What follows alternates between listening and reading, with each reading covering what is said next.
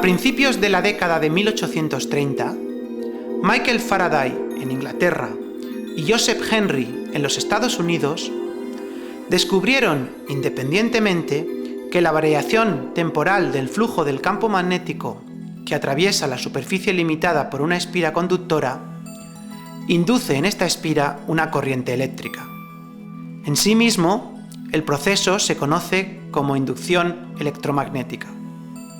La inducción electromagnética es el principio fundamental del generador eléctrico, del transformador y de otros muchos dispositivos de uso cotidiano.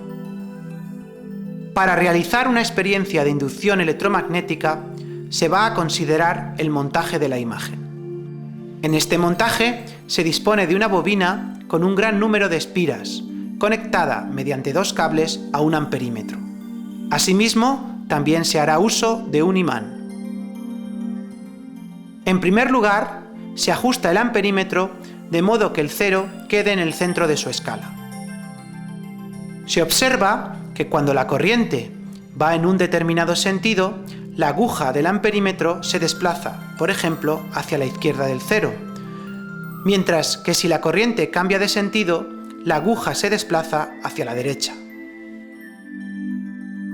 En la imagen se indica el sentido de la corriente mediante flechas rojas, así como el desplazamiento de la aguja del amperímetro en cada caso.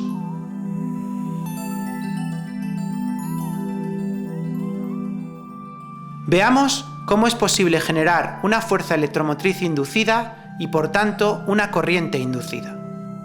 Cogemos el imán y lo acercamos y alejamos de la bobina, introduciéndolo y sacándolo de esta. Se observa en el amperímetro cómo se induce una corriente eléctrica cuyo sentido cambia si se acerca o se aleja el imán. Al acercar el imán, la aguja del amperímetro se desplaza hacia la izquierda, mientras que al alejarlo lo hace hacia la derecha. Sin embargo, no existe corriente inducida si el imán está en reposo respecto a la bobina. Puede verse en este caso que la aguja del amperímetro no se mueve. Si se cambia la orientación del imán y por tanto la de su campo magnético, se produce el mismo fenómeno, pero ahora el sentido de la corriente inducida es distinto que en el caso anterior.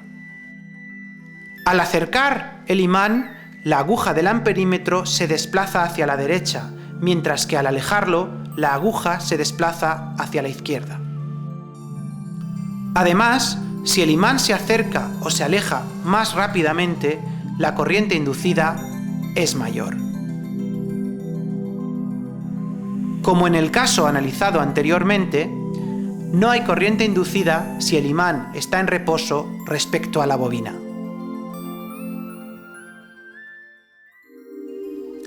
Por último, vamos a ver cómo también se genera corriente inducida cuando el imán está en reposo y se mueve la bobina respecto al imán, alejándola o acercándola.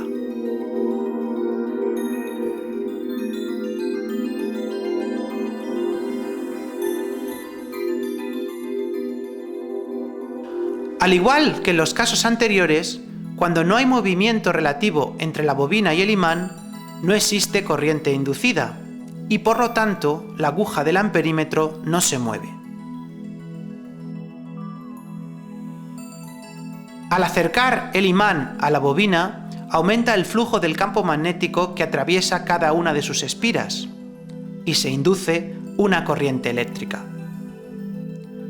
Sin embargo, cuando el imán está en reposo respecto a la bobina, el flujo del campo magnético que atraviesa la bobina no cambia.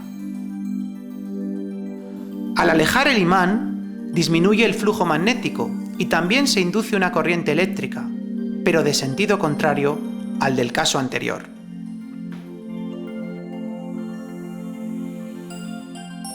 La presencia de estas corrientes inducidas en la bobina implica la existencia de una fuerza electromotriz inducida, la cual está presente durante el tiempo en el que el flujo del campo magnético está variando.